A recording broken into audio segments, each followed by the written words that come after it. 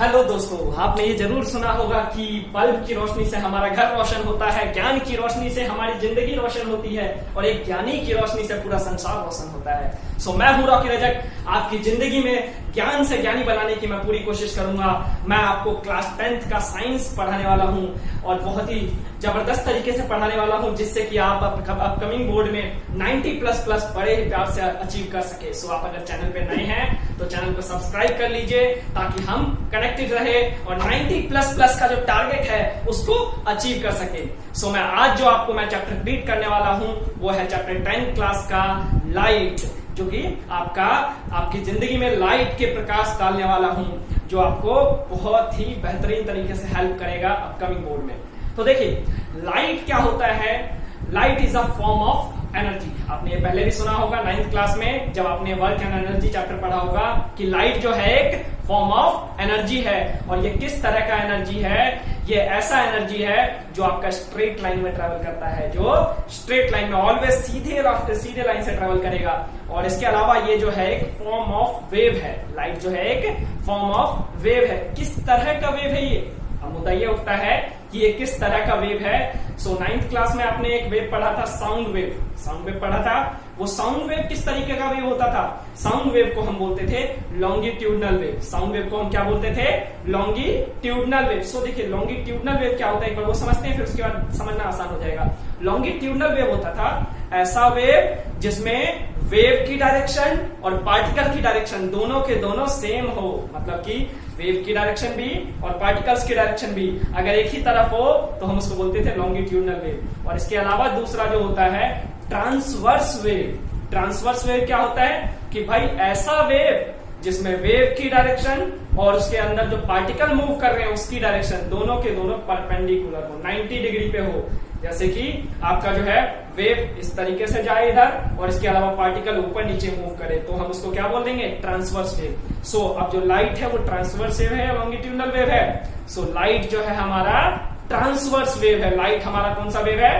Transverse wave. और इसके अलावा इसको हम इलेक्ट्रोमैग्नेटिक वेव भी कहते हैं। लाइट को इलेक्ट्रोमैग्नेटिक वेव भी कहते हैं। ऐसा क्यों कहते हैं वो देखिए, आपको बताया मैंने, लाइट जो है एक फॉर्म ऑफ एनर्जी है और ये एक वेव है जो स्ट्रेट लाइन में ट्रेवल करता है। और ये कौन सा वेव है?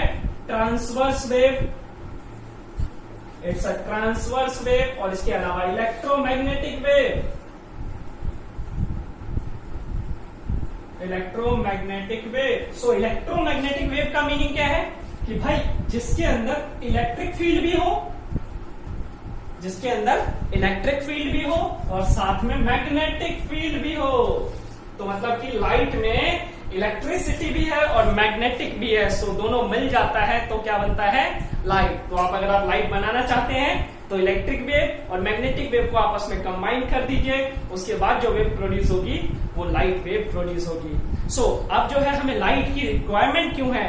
बच्चों, लाइट की रिक्वायरमेंट हमें किसी भी चीजों को विजिबल बनाने के लिए है। कोई भी ऑब्जेक्ट या कोई भी सब्सटेंस अपने आसपास, इवन आप मुझे देख रहे हैं, मैं आपको देख रहा हूं, किसकी हेल्प से? लाइट की हेल्प से। Without light we can't see anything. हम बिना लाइट का किसी भी चीजों को नहीं देख सकते। अब लाइट में ऐसी कौन सी प्रॉपर्टीज है जो हमें चीजों को विजिबल बना देता है? लाइट की दो प्रॉपर्टीज है बच्चों जो ऑब्जेक्ट को विजिबल बनाने में 101% हेल्पफुल होता है। लाइट की दो प्रॉपर्टीज आज जानने वाले हैं। वो दो प्रॉपर्टीज कौन कौन सा है? पहला प्रॉपर्टीज होता है reflection. First property is reflection and then second property is refraction. ये दो प्रॉपर्टीज होती है लाइट की जो वो ऑब्जेक्ट को विजिबल बनाने में हेल्प करता है। रिफ्लेक्शन समझिएगा। रिफ्लेक्शन होता है कि जब कभी लाइट पॉलिश सरफेस पे पड़े और पॉलिश सरफेस पे पड़ने के बाद उसमें टकराने के बाद वो अपने ही मीडियम में वापस आ जाए। जैसे किसी सरफेस पे हिट किया, हिट करने के बाद वो अपने ही मीडियम में अगर वापस आ जाए तो हम उसको बोलते हैं रिफ्लेक्शन। लेकिन अगर मान लो जो हमारा वो सब्सटेंस है, वो जो सरफेस है, वो पॉलिश नहीं है, वो लिटिल बिट ट्रांसपेरेंट है या ट्रांसलूसेंट है या फिर वो स्मूथ नहीं है, तो उस केस में क्या होगा? लाइट आ जाएगा और एंटर करके आर पार हो जाएगा। लाइट एक मीडियम से दूसरे मीडियम में ट्रेवल कर जाएगा। जब भी बच्चों लाइट एक मीडियम से दूसरे मीडियम में ट्रेवल करता है तो हम उसको बोलते हैं रिफ्रैक्शन। सो रिफ्रैक्शन क्या होगा, एक मीडियम से दूसरे मीडियम में लाइट का ट्रेवल करना, और रिफ्लेक्शन क्या होगा कि एक सरफेस पे टकरा के उसी मीडियम में वापस आ जाना। सो इसलिए आपने देखा होगा स्पेस में जो है रिफ्लेक्शन नहीं हो पाता। स्पेस में रिफ्लेक्शन क्यों नहीं हो पाता, क्योंकि वहां एटमॉस्फेयर नहीं है। एटमॉस्फेयर में हमारे पास छोटे छोटे डस्ट के पार्टिकल्स होते हैं जिससे लाइट टकरा कर बार बार वापस आता है और जिसकी वजह से देख पाते हैं हम चीजों को। इसलिए पूरा का पूरा स्काई जो है ब्लैक है, क्योंकि वहां पे रिफ्लेक्शन पॉसिबल नहीं है। तो चलिए समझते हैं रिफ्लेक्शन क्या होगा और रिफ्रैक्शन क्या होगा थोड़ा डिटेल में। सो ये लाइट का पूरा कॉन्सेप्ट समझ में आया होगा। लाइट क्या है, it's a form of wave. क्या है ये एक हमारा it's a form of wave. So देखिए दो प्रॉपर्टीज हमारे पास, first properties reflection, second properties refraction. So देखिए रिफ्लेक्शन आपको बताया कि जब भी कभी लाइट किसी पॉलिश सरफेस पे पड़े, light strike on a polish surface and it get reflect back, it get bounce back to its own medium is called reflection. तो देखिए लाइट मान लो यहां आया, ये सरफेस पे टकराया, टकराने के बाद ये उसी मीडियम में अगर वापस आ जाए, उसी मीडियम में वापस आ जाए तो हम बोलेंगे उसको रिफ्लेक्शन। अब देखिए ये जो रे जा रही है ना, इस जाने वाली रेस को, जो सरफेस के ऊपर स्ट्राइक करने वाली है, उस स्ट्राइक करने वाली रेस को बोलते हैं इंसिडेंट रेस। इसको बोलेंगे इंसिडेंट रेस। साथ के साथ लिखते जाइएगा, क्योंकि स्टोरी सुनने से बस वो 24 घंटे के लिए रहेगा याद। अभी आपने स्टोरी सुना, बहुत प्यारा लगेगा, बहुत ही आसानी से सर समझा रहे हैं, लेकिन आफ्टर सम टाइम जब कल मॉर्निंग में फिर से अगर याद करेंगे इन चीजों को तो भूल जाएंगे, लेकिन अगर लिख कर रखेंगे तो फिर वो कुछ लंबे समय तक याद रहेगा। फिर उसको दोहराएंगे दोबारा तो फिर वो इतने अच्छे से हो जाएगा कि अपकमिंग बोर्ड में टारगेट 90++ अचीव बड़े प्यार से कर लेंगे। सो ये जो है हमारे पास कौन सा रे है, बताइए कौन सा रे है, इंसिडेंट रे। और ये कौन सा रे होगा, it's a reflected ray, it's a reflected ray. So जो टकरा कर वापिस गया उसको बोलेंगे रिफ्लेक्टेड, और जो स्ट्राइक करा उसको बोलेंगे इंसिडेंट। अब देखो जब ये इंसिडेंट रेज इसके ऊपर गिर रहा था तो इसके ऊपर एक परपेंडिकुलर लाइन, ये जो रेड लाइन बनाया ना मैंने, परपेंडिकुलर लाइन जिसको बोलते हैं नॉर्मल लाइन, सरफेस के ऊपर 90 डिग्री पे हो। जैसे कि लेट्स अज्यूम ये जो है मेरा हाथ, ये सरफेस है प्लेन, इसके ऊपर ये जो मैंने डाला ये क्या है 90 डिग्री पे है। सो ये 90 डिग्री पे है। अब इधर से कोई रेज आई, इधर से कोई रेज आई तो इसके बीच में एक एंगल बन रहा है। इसके बीच में जो एंगल बनेगा ना, ये जो incident ray, it's incident ray, और ये नॉर्मल लाइन, इन दोनों के बीच में जो एंगल बनेगा इसको बोलेंगे इंसिडेंट एंगल। इसके अलावा लाइट जब यहां से वापस जाएगी, यहां से वापस जाएगी तो जाने के बाद जो ये एंगल बनाएगा नॉर्मल लाइन के साथ, इसको बोलेंगे रिफ्लेक्टेड एंगल। सो देखिएगा यहाँ पे हमारे पास ये वाला एंगल जो होगा, this will be angle of incidence, और ये वाला जो एंगल होगा इसको बोलेंगे angle of reflection, angle of reflection. So जब भी लाइट किसी सरफेस पे स्ट्राइक करता है तो एक होता है एंगल ऑफ इंसिडेंस और एक होता है एंगल ऑफ रिफ्लेक्शन। अब इसके बाद रिफ्रैक्शन जो बताया मैंने आपको, रिफ्रैक्शन में क्या होगा कि भाई मेरे पास ये मीडियम है, मेरे पास ये मीडियम है, लाइट मान लो इधर से आई, लाइट इधर से आई और आने के बाद इस सरफेस पे गिरा, और सरफेस पे गिरने के बाद क्या हुआ, ये इस मीडियम में एंटर कर गया, ये इस मीडियम में एंटर कर गया, और एंटर करने के बाद ये आर पार निकल गया। सो अब देखो जब ये इस मीडियम में एंटर किया, लाइट एंटर करने के बाद थोड़ा सा बेंड हो गया, कितना बेंड हो गया, लगभग इतना डिग्री बेंड हो गया। सो ये बेंडिंग ऑफ लाइट ही है जो ना, उसी को बोलते हैं रिफ्रैक्शन। जब लाइट एक मीडियम से दूसरे मीडियम में ट्रेवल करती है और ट्रेवल करने के बाद अपने पाथ से डेविएट हो जाए, अगर अपने पाथ से डेविएट हो जाए उसी को हम क्या बोलते हैं, रिफ्रैक्शन।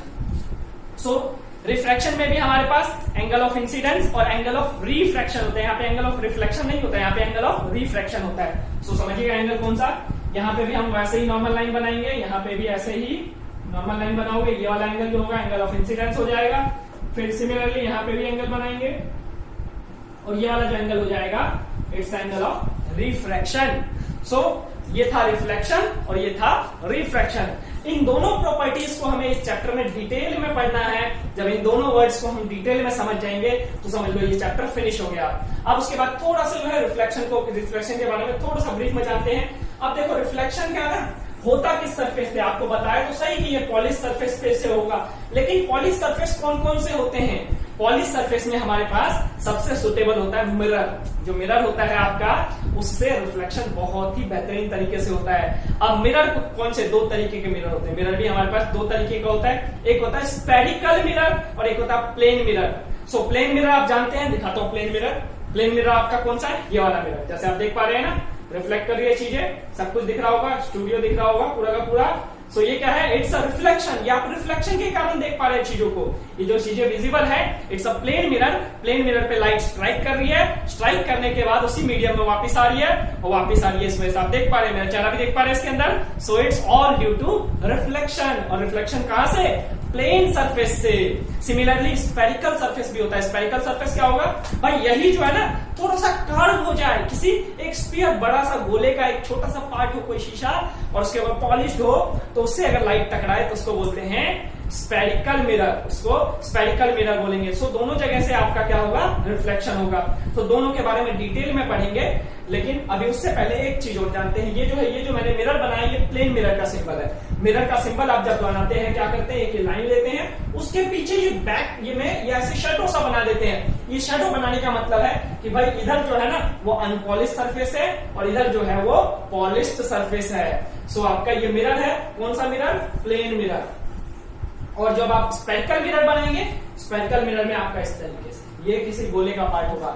इसके अलावा ऐसा भी होता है, दो तरह के स्फेरिकल मिरर होता है, एक होता है कॉनकेव और एक होता है कॉन्वेक्स। उसको हम डिटेल में पढ़ेंगे, वो आगे पढ़ेंगे। उससे पहले हम समझते हैं कि भाई रिफ्लेक्शन जो है उसका क्या कोई नियम भी होता है, कुछ रूल एंड रेगुलेशन भी होता है। जी हाँ, रिफ्लेक्शन के दो लॉज होते हैं। आपसे एग्जाम में डायरेक्ट पूछा जाता है, नोट कर लीजिएगा कि 2 laws of reflection. So 2 laws क्या होता है, फर्स्ट लॉ क्या कहता है, फर्स्ट लॉ कहता है कि भाई incident ray, normal line and reflected ray, तीनों के तीनों सेम प्लेन में लाई करेंगे। मतलब incident ray, reflected ray and normal line all lie in the same plane, all lie in the same plane। इसके अलावा दूसरा कहता है कि भाई angle of incidence is equal to angle of reflection. Angle of incidence is equal to angle of reflection. ये दो law है जो कि रिफ्लेक्शन को रिप्रेजेंट करता है। सो ये दोनों लॉज आपको याद रहना चाहिए। सो आज के लिए इतना ही रखेंगे। सो अगर आपको चीजें अच्छी लगी हो और आपको लगता है कि हाँ हमारे साथ कंटिन्यू करने के बाद आपको 90++ अचीव हो पाएगा, तो आप चैनल को सब्सक्राइब कर लीजिए, अपने दोस्तों में भी शेयर कर दीजिए। लेकिन मैं फिर भी एक बार फिर से कहूंगा, मैं प्रॉमिस करता हूं 90++ दिलवाने की मेरी गारंटी है। तो आज के लिए इतना ही, फिर मिलेंगे अगली सभा में। तब तक के लिए दुआओं में याद रखना। Goodbye, take care.